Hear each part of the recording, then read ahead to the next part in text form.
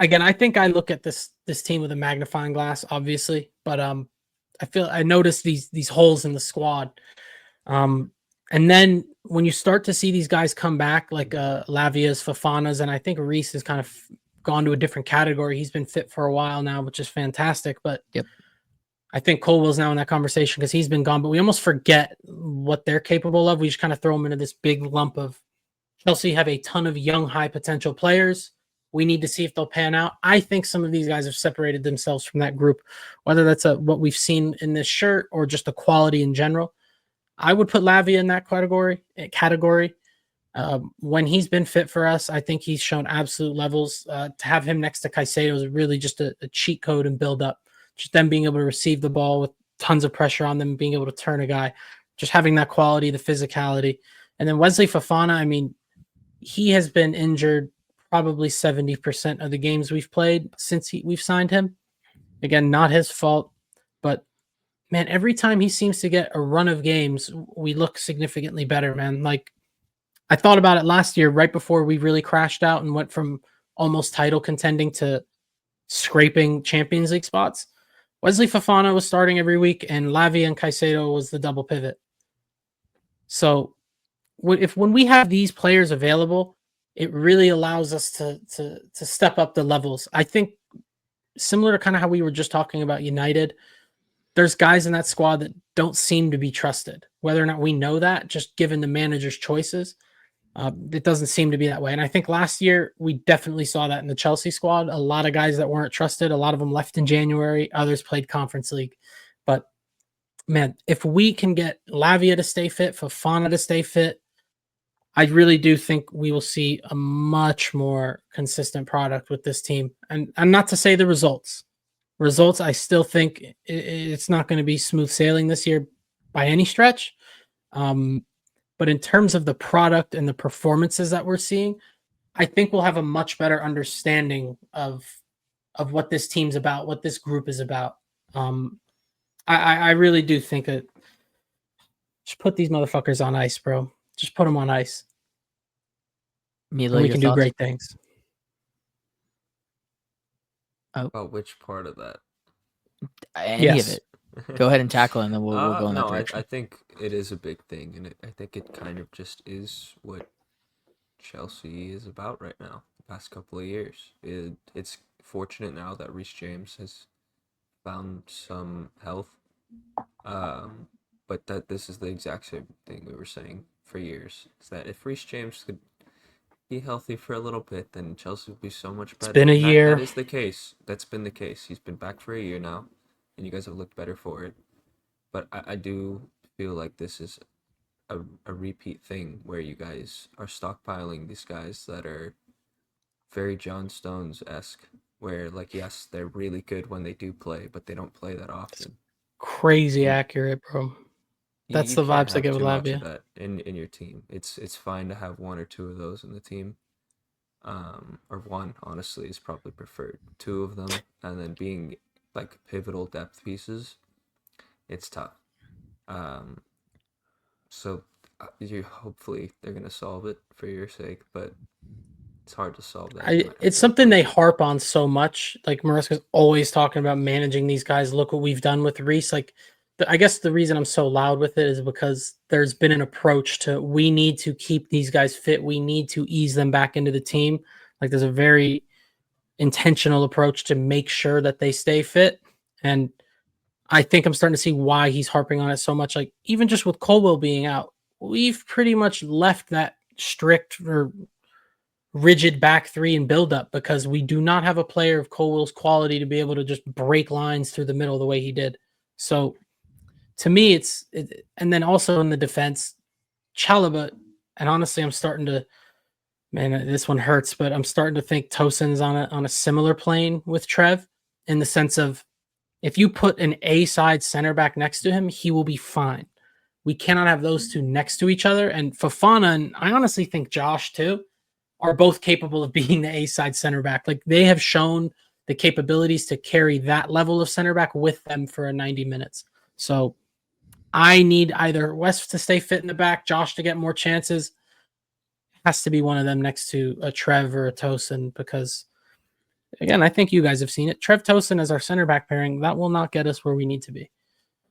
Yeah, it's interesting. I don't know how to feel about Fofana because I feel like the games I've seen him in is always out of necessity, and it's always against pretty poor sides. Like Spurs didn't offer anything, so I can't take anything from this game other than the fact that he had a clean sheet. But we had a really good game. Let's pull it up. Because well, aerially, I had a big issue. He had a good game against one of the worst offensive sides that I've seen this season, is what I'm trying to say. And Lavia, does he not get credit for that? No, he does to a certain extent. I just don't know if it's the same level of like, I don't know still.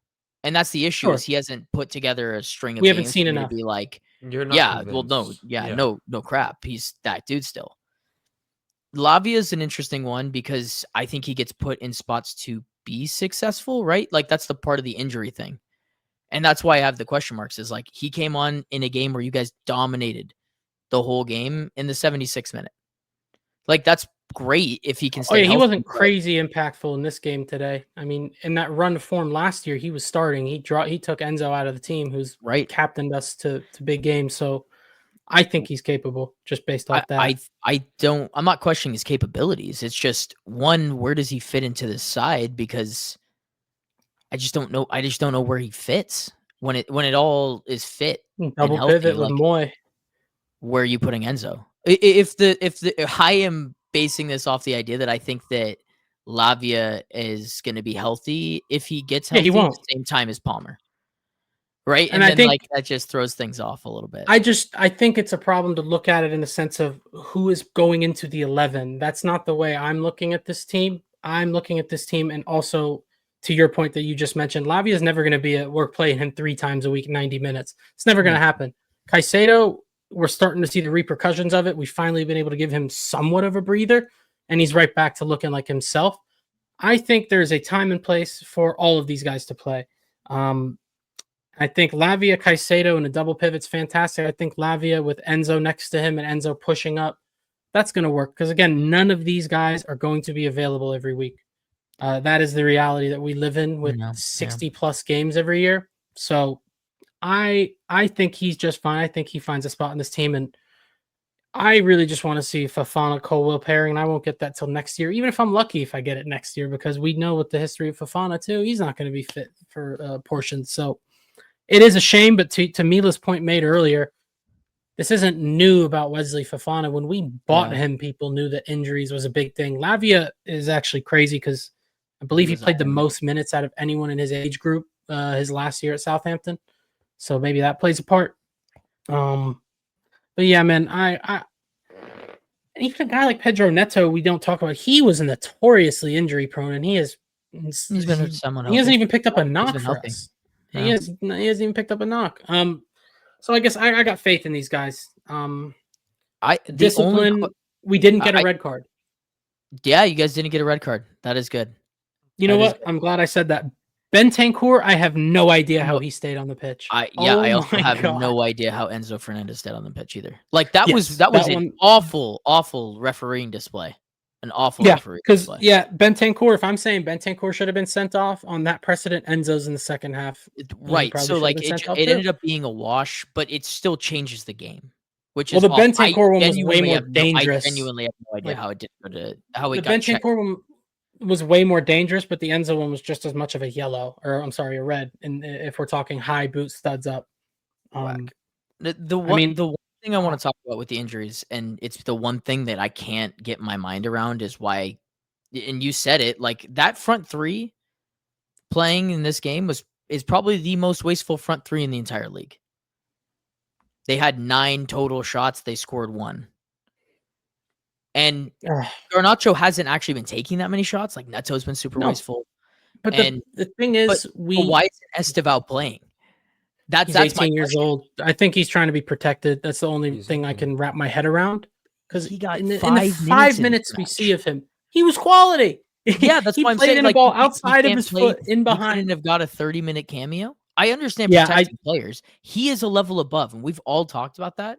He wasn't going to get like torn to shreds. Like, he's shown that he can stand physically. Like, I did really want him to start and I think Spence got humbled to an extent, like when the ball got taken off him like 3 times for the goal. But man, Esteval would have done some really bad things to him, in my opinion. But yeah, I think with Garnacho, I've been a bit of a culprit where it's like, oh, well, he's not doing too bad. But as soon as we start saying that, that's a problem.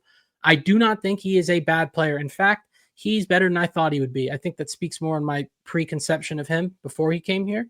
But it's just not much. He's not adding a ton. It's not as dynamic, right? Like, Gittins is trying to do something. Garnacho, to me, kind of plays it safe. He'll rip the shot. He'll beat his man, put a ball across. But for the most part, it's nothing that's going to light the world on fire. And Neto's a very similar situation. João Pedro was definitely wasteful today. I wouldn't consider him wasteful. I would consider him, if anything, his biggest critique could be passive, where he doesn't take shots. And I think a problem with that, when you look at this front three, he goes, oh, I need to be the scorer. I need to be that type of player. When in reality, that's not the type of player he is. So I think he gets caught in two minds. That's what I think the issue with him is. He's thinking, oh, I gotta provide. And then I'm not squaring it to him. But is that like in a perfect world, right? You have Cole Palmer, you have Esteban playing. He's still gonna be that scorer role, is he not? I think players of that level are just on the same wavelength. They can hoop, as we like to say. These guys can't hoop. Neto and Garnacho are not hoopers. Maybe that's a bad analogy. No, I just think he has to try harder to make it work. And I think he gets caught in this mind of, oh, well, I need to do this. And he stretches himself too thin in that sense. So maybe that's some high level copium, but could you imagine like Palmer, Steve, Caicedo, Lavia, reset right back? Oh man, see, like it won a Club World Cup. It won a Club World Cup, but it's just the question of, are we going to see that anytime soon? I am no longer at a point where I'm sure. I want to see Esteban play. I want to see Esteban play. There. I think once he starts playing, we don't turn back. Because as soon as he starts getting a consistent run of games, people will be like, oh, okay. That's what I think is going to happen. So he's trying to ease him in before that point of no return comes.